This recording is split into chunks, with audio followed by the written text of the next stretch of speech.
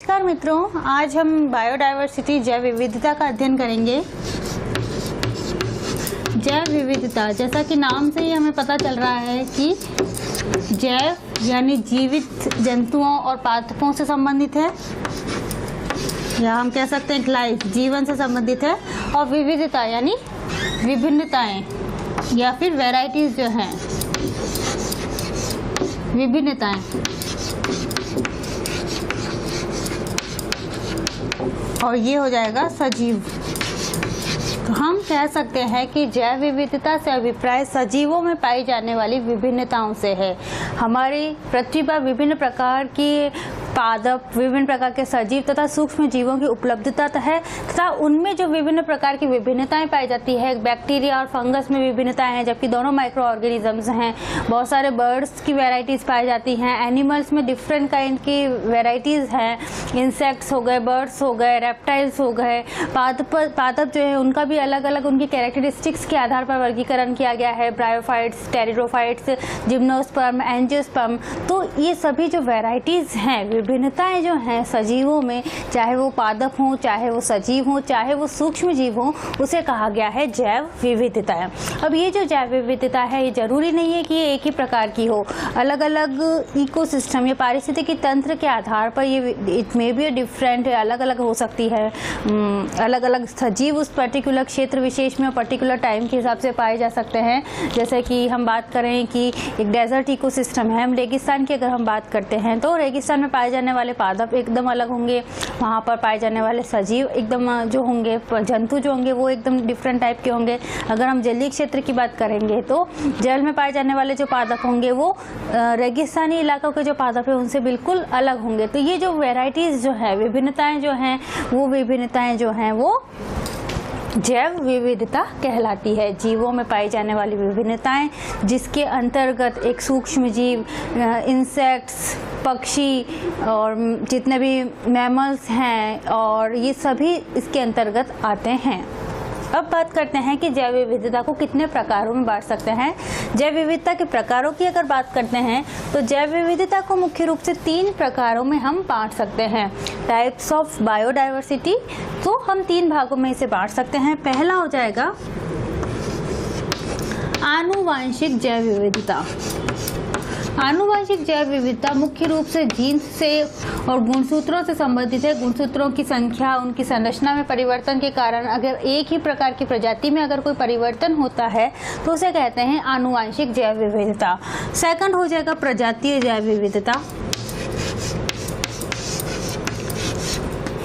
प्रजातीय जैव विविधता, जैसा कि हमें पता है कि जो प्रजातियां होती हैं वो किसी भी वर्गीकरण का एक बेसिक आधार होती है, मूलभूत आधार होती हैं प्रजातियां। और प्रजातियों के जब 2 या 2 से अधिक प्रजातियां किसी विशेष क्षेत्र में विशेष टाइम पर पाई जाती हैं तो वो जो उस प्रकार की जो विभिन्नता जो है वो कहलाएगी प्रजातीय जैव विविधता।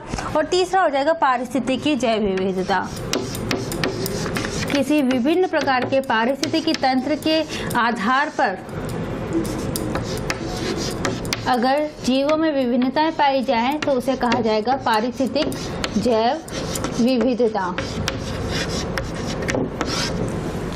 तो जैव विविधता को मुख्य रूप से 3 भागों में बांटा गया है। पहला भाग हो जाएगा आनुवांशिक जैव विविधता, दूसरा भाग हो जाएगा प्रजातीय जैव विविधता और तीसरा भाग हो जाएगा पारिस्थितिकीय तंत्र जैव विविधता। अब सबसे पहले हम बात करेंगे आनुवांशिक जैव विविधता की।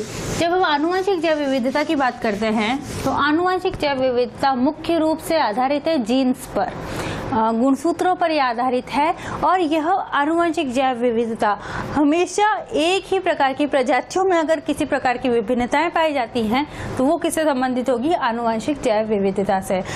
उदाहरण के लिए अगर हम बात करें तो मनुष्य जो कि होमोसेपियन प्रजाति के अंतर्गत आता है, तो होमोसेपियन प्रजाति के अंतर्गत आने के बावजूद भी अगर हम 2 सिबलिंग्स, 2 भाई बहनों की, 2 भाइयों की अगर बात करें तो वो भी एकदम एग्जैक्टली सिमिलर नहीं नहीं होंगे, उनमें कुछ ना कुछ डिफरेंस पाया जाएगा, चाहे वो डिफरेंस उनकी हाइट से रिलेटेड हो, बालों के कलर से संबंधित हो, आँखों के कलर से संबंधित हो, उनकी शेप से रिलेटेड हो। तो कुछ ना कुछ डिफरेंस जो होता है दो सिबलिंग्स, एक ही माता पिता की जो संतति है उसमें भी पाया जाता है, जो कि मुख्य कारण क्या है उसका, गुणसूत्रों में परिवर्तन के कारण इस प्रकार की विभिन्नताएं एक ही प्रजाति के सदस्यों में, एक ही प्रजाति के जो इंडिविजुअल्स है उनमें पाई जाती है। अगर दूसरा उदाहरण देखें कि आजकल हम गुलाब के जो फूल हैं वो अलग अलग कलर्स में उपलब्ध होने लगे हैं, लाल कलर हो गया, गुलाबी कलर हो गया, पीला कलर हो गया, वाइट कलर के गुलाब आजकल बाज़ारों में मिलते हैं। तो वो क्या है कि भाई एक ही प्रकार की प्रजाति है, गुलाब की प्रजाति है, लेकिन उसकी डिफरेंट जो वेराइटीज़ हैं उनमें परिवर्तन, वेराइटीज़ जो हैं उसको क्या कहा जाएगा, आनुवंशिक जैव विविधता एक तरीके से हम कह सकते हैं, जो कि मुख्य रूप से एक ही प्रजाति के सदस्यों में हमेशा पाई जाती है। क्लियर है? ये प्रजाति जो है वो अनेक प्रकार की दालों में, खाद्यान्नों में और जीवों में भी, डॉग्स में की बहुत सारी वैरायटीज़ जो है देखने को मिलती हैं, बिल्लियों की देखने को मिलती हैं। तो ये सारी जो विभिन्नता हैं ये सब किसके अंतर्गत आएंगी, आनुवंशिक जैव विविधता। यहाँ तक कि दो जुड़वा बच्चे जो हैं वो भी आइडेंटिकली सिमिलर नहीं हो सकते, एक जैसे बिल्कुल नहीं हो सकते, चाहे तो उनकी हाथ की रेखाओं में कुछ परिवर्तन होंगे लेकिन वो एग्जैक्टली सिमिलर नहीं होंगे। तो यह हमने बात कर ली है सबसे पहला प्रकार जैव विविधता का, जो कि था आनुवंशिक जैव विविधता। अब दूसरे प्रकार की जब हम बात करते हैं वो है प्रजातीय जैव विविधता। प्रजातीय जैव विविधता किसी विशेष समय में, किसी विशेष क्षेत्र में अगर दो या दो से अधिक प्रजातियां सम्मिलित होती हैं, पाई जाती हैं, तो उसे कहा जाता है प्रजातीय जैव विविधता। प्रजातीय जैव विविधता मान लो कि एग्जाम्पल कि एक पर्टिकुलर एरिया है, यहाँ पर बहुत सारे कुत्ते भी हैं, कुछ बिल्लियाँ भी हैं, कुछ हाथी भी हैं, कीट पतंगे हैं, कीड़े हैं। तो ये क्या है भाई, एक पर्टिकुलर एरिया में ही, एक विशेष क्षेत्र में विशेष समय पर बहुत सारी प्रजातियों का सम्मिलित होना, उनकी विभिन्नताओं का पाया जाना कहलाता है प्रजातीय जैव विविधता।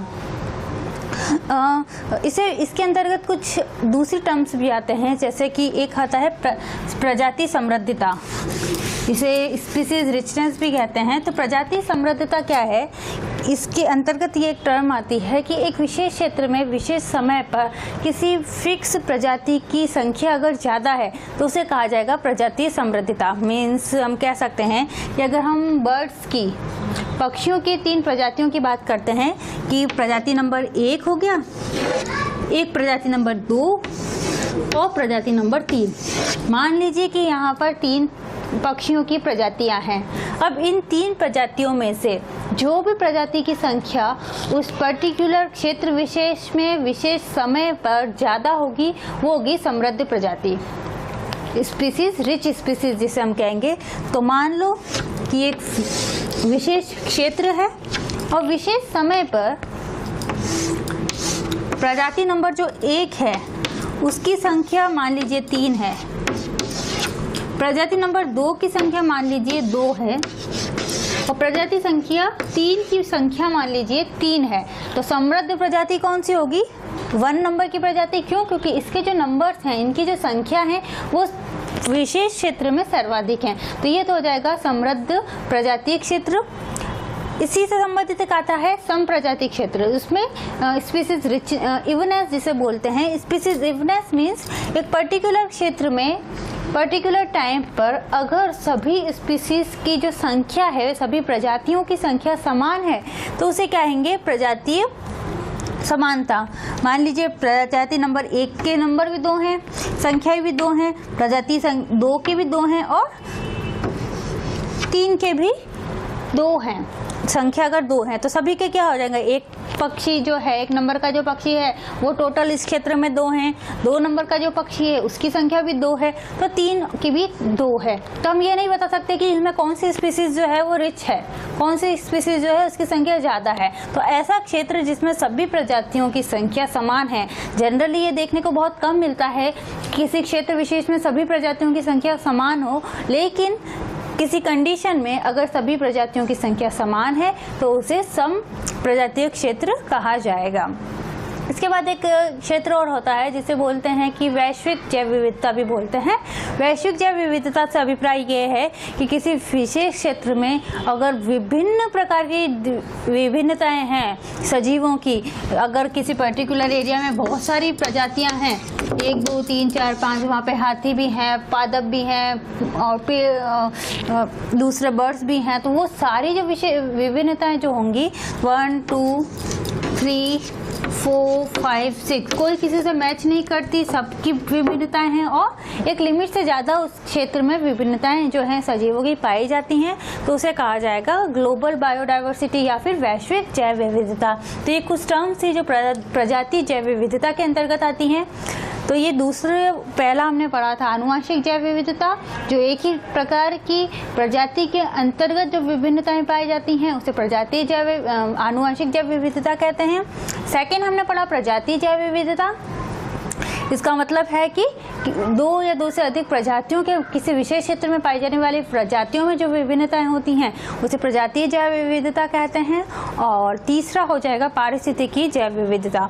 पारिस्थितिकी जैव विविधता से अभिप्राय ये है कि किसी विशेष पारिस्थितिकी तंत्र में अगर जीवों में विभिन्नताएं पाई जाएं तो उसे कहा जाएगा पारिस्थितिकी जैव विविधता। हमें पता है कि पारिस्थितिकी तंत्र एक ऐसा तंत्र है जिसमें विभिन्न प्रकार के सजीव उस क्षेत्र के निर्जीव वातावरण से आपस में अंतर संबंध रखते हैं। It is a inter relationship between living and non living things. सजीव तथा निर्जीवों में जो अंतर संबंध की प्रक्रिया है वो है पारिस्थितिकी तंत्र। तो उस पारिस्थितिकी तंत्र में बहुत सारे तरह का इकोसिस्टम जो है वो इन्वॉल्व होते हैं, जैसे कि रेगिस्तानी पारिस्थितिकी तंत्र होता है, उसमें जलीय पारिस्थितिकी तंत्र होता है, स्थलीय पारिस्थितिकी तंत्र, और हम कह सकते हैं वन पारिस्थितिकी तंत्र, घास पारिस्थितिकी तंत्र। तो ये जो विभिन्न प्रकार के पारिस्थितिकी तंत्र के भाग हैं, उन विभिन्न प्रकार के भागों में भी विभिन्न प्रकार के सजीव उपस्थित होते हैं। वो अपनी क्रियाएं जो हैं अंतर संबंध आपस में कर सकते हैं। इसके अलावा अगर रेगिस्तानी इलाके में पाए जाने वाले रेगिस्तानी इलाके में पाए जाने वाले सजीवों को अगर हम एक्वेटिक एनवायरनमेंट, जलीय क्षेत्र वाले पारिस्थितिकी तंत्र में अगर उनको ट्रांसफ़र करते हैं तो वो वहाँ पर जीवित नहीं रह पाएंगे। इसी प्रकार जलीय क्षेत्र वाले प्लांट्स और एनिमल्स को अगर किसी और एनवायरनमेंट कंडीशन में अगर हम रखेंगे तो वो उस पारिस्थितिकी तंत्र में जीवित नहीं रह पाएंगे। तो ये होगा पारिस्थितिकी जैव विविधता कि अलग अलग प्रकार के एरिया में, अलग अलग प्रकार की पारिस्थितिकी तंत्र में, चाहे वो रेगिस्तानी इलाका हो, जलीय इलाका हो या फिर वनीय इलाका हो, उसमें अलग अलग प्रकार की जीवों की विभिन्नताएं भी पाई जाती हैं। तो ये तीसरा प्रकार हो जाएगा पारिस्थितिकी जैव विविधता। ये तो बात हुई कि इसके प्रकारों की। अब हम देखते हैं कि जैव विविधता की उपयोगिता क्या है, हमारे लिए जैव विविधता क्यों उपयोगी है। तो जैव विविधता का सबसे महत्वपूर्ण उपयोग अगर हम देखते हैं तो वो ये है कि यह पृथ्वी का जो बैलेंस है उसको बनाए रखता है। पृथ्वी के संतुलन को बनाए रखने के लिए, पृथ्वी के संतुलन को बनाए रखने के लिए हमारा जो इकोसिस्टम है, इकोसिस्टम का एक मेन फंक्शन होता है फूड चेन। जो खाद्य श्रृंखला या खाद्य जाल की जब हम बात करते हैं तो खाद्य श्रृंखला में विभिन्न प्रकार के जो जीव हैं वो उससे गुजरते हैं। इसकी जो फर्स्ट कड़ी होती है वो पौधों से स्टार्ट होती है। पौधों को जो कुछ शाकाहारी जीव खाते हैं, शाकाहारी जीवों को कुछ मांसाहारी जीवों के द्वारा खाया जाता है, फिर उनका अपघटन होता है। तो ये एक प्रकार से एक सीरीज चलती रहती है जो कि बहुत सारे जीवों पर डिपेंड रहती है। तो उसके लिए, उसको प्रॉपर चलाए रखने के लिए, एक संतुलन को बनाए रखने के लिए, होम्योस्टेसिस को रखने के लिए जैव विविधता का होना बहुत ही आवश्यक है। तो यह हमारी पृथ्वी का पारिस्थितिकी तंत्र के संतुलन को मेंटेन रखती है, उसका संतुलन को बनाए रखती है। दूसरी, अगर हम बायोडाइवर्सिटी के उपयोगिता की बात करें तो विभिन्न प्रकार की खाद्य सामग्रियों की प्राप्ति के लिए हमें पता है कि विभिन्न प्रकार की फूड रिसोर्सेज जो हैं वो हमें जैव विविधता के माध्यम से, जो भी प्लांट्स और एनिमल्स हमें जो हमें फूड प्रोवाइड करते हैं उनसे हमें प्राप्त होते हैं। जैसे कि पादपों से जो खाद्य सामग्रियाँ प्राप्त होती हैं उनमें बहुत प्रकार की दालें आ जाएंगी, खाद्यान्न आ जाएंगे, तो उन सब का उपयोग हम खाने के लिए करते हैं। इसी प्रकार अनेक प्रकार के एनिमल्स का उपयोग भी किया जाता है, जैसे कि उनका मीट जो मांस है उसका उपयोग किया जाता है, दूध का उपयोग किया जाता है, अंडे का उपयोग किया जाता है। तो ये सभी जो चीज़ें हैं वो हमें कहीं ना कहीं से सूक्ष्म जीवों का उपयोग भी आजकल बेकरी से रिलेटेड प्रोडक्ट्स में या फिर बीवरेजेस बनाने में किया जा रहा है। तो कहीं ना कहीं खाद्य सामग्रियों को बनाने के लिए सूक्ष्म जीवों का उपयोग होता है, पादपों का उपयोग होता है तथा एनिमल्स का, जानवरों का उपयोग किया जाता है। तो यह भी एक मुख्य उपयोगिता है सजीवों के जीवित रहने के लिए। खाद्य सामग्रियों के उत्पादन के लिए भी जैव विविधता का होना आवश्यक है। तीसरा मुख्य इसकी उपयोगिता हो जाएगा औषधि निर्माण में। औषधि निर्माण में विभिन्न प्रकार की जो मेडिसिन्स हैं उनका निर्माण पादपों और जीवों के माध्यम से किया जाता है। उदाहरण के लिए मलेरिया जो रोग है वो सिनकोना वृक्ष की छाल का उपयोग किया जाता है उसकी रोकथाम के लिए। इसी प्रकार से कोई बहुत फिश लिवर का उपयोग किया जाता है कई बार। तो ये सभी औषधि का काम भी करती हैं। ड्रग्स को बनाने में विभिन्न प्रकार की ड्रग्स फॉर्मेशन के लिए भी पादपों और जीवों का उपयोग किया जाता है। इसके बाद अगर हम बात करें कि पृथ्वी की सुंदरता को बनाए रखने के लिए भी जैव विविधता का होना बहुत आवश्यक है। यह एक एस्थेटिक वैल्यू भी रखता है, पृथ्वी की सुंदरता को बनाए रखता है। तो ये एक नेक्स्ट कारण हो जाएगा एस्थेटिक वैल्यू या सुंदरता को, सौंदर्यात्मक उपयोगिता जिसे हम कह सकते हैं। इसके अलावा हम कह सकते हैं कि इसकी एक धार्मिक वैल्यू भी है जैव विविधता की, क्योंकि हमारे भारत देश में बहुत प्रकार की जो पादप हैं उनकी पूजा होती है, बहुत सारे जीवों की पूजा की जाती है। उदाहरण के लिए गाय की पूजा की जाती है और पादपों में तुलसी की पूजा होती है, पीपल की पूजा की जाती है। तो बहुत सारे जो प्लांट्स हैं या एनिमल्स जो हैं वो एक धार्मिक महत्व भी रखते हैं भारत जैसे देश में। उसके अलावा हम और कह सकते हैं जैव विविधता की उपयोगिता जो है वो इससे कई प्रकार के क्लोथ मटेरियल बनते हैं। जैसे कॉटन का उपयोग होता है, वो एक नेचुरल फाइबर है, जूट है और सन हेम्प है। तो इन सब का उपयोग जो है वो विभिन्न प्रकार के फैब्रिक्स जो हैं उनके बनाने के लिए, कपड़े बनाने के लिए इनका उपयोग किया जाता है। और इसके अलावा कई उत्पादक उपयोग भी हैं, प्रोडक्टिव वैल्यूज़ भी है इन बायोडाइवर्सिटी के बेसिस पर कि हमें कई डेयरी प्रोडक्ट्स इनसे मिलते हैं। इसके अलावा इनके फर का उपयोग किया जाता है, कई पादपों से फर्नीचर बनाने में इनका उपयोग किया जाता है। और इसके अलावा इनके सींग का, कई एनिमल्स के सींगों का उपयोग किया जाता है। चमड़ा, लेदर बनाने में कई जीवों के चमड़े का उपयोग किया जाता है और परफ्यूम बनाने में किया जाता है। तो ये सारे जो वैल्यूज़ हैं ये प्रोडक्टिव वैल्यूज़ के अंतर्गत आ जाएंगी। तो ये तो हमने बात कर ली। अब जैव विविधता की क्या क्या उपयोगिता है, कहाँ कहाँ हम जैव विविधता कहाँ ये चीज़ें इम्पोर्टेंस रखती हैं। अब जैव विविधता की जो ये इम्पोर्टेंस है, लेकिन आजकल मनुष्य जो है वो अपने लाभ के लिए कहीं ना कहीं से जीवों का दोहन कर रहा है, उनको धीरे धीरे नष्ट करता जा रहा है। तो उसके क्या कारण हैं, किन कारणों से जैव विविधता का ह्रास होता जा रहा है। तो आगे हम उन बिंदुओं का अध्ययन करते हैं जिन बिंदुओं की वजह से जैव विविधता की कमी हो रही है, जैव विविधता का ह्रास होता जा रहा है। तो अगला जो टॉपिक पॉइंट इसके अंतर्गत आ जाएगा वो होगा जैव विविधता के ह्रास के कारण। तो पहला कारण तो हो जाएगा जनसंख्या वृद्धि। जनसंख्या वृद्धि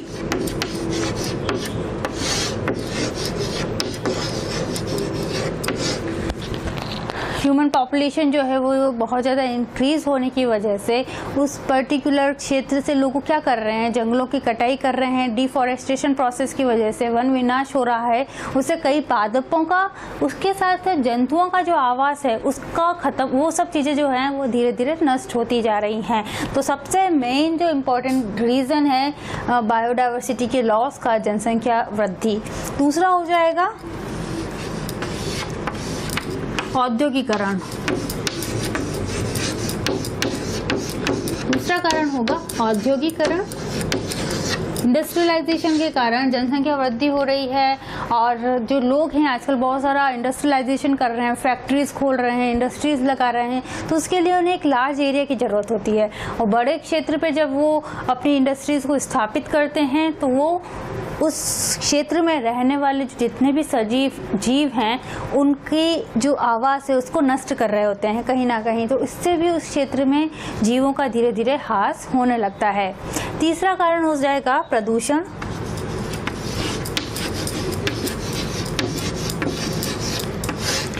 जल प्रदूषण के कारण, वायु प्रदूषण के कारण या मृदा या रेडियो एक्टिव प्रदूषण के कारण भी कई बार जीवों का, अनेक उपयोगी जीवों का ह्रास होता जा रहा है।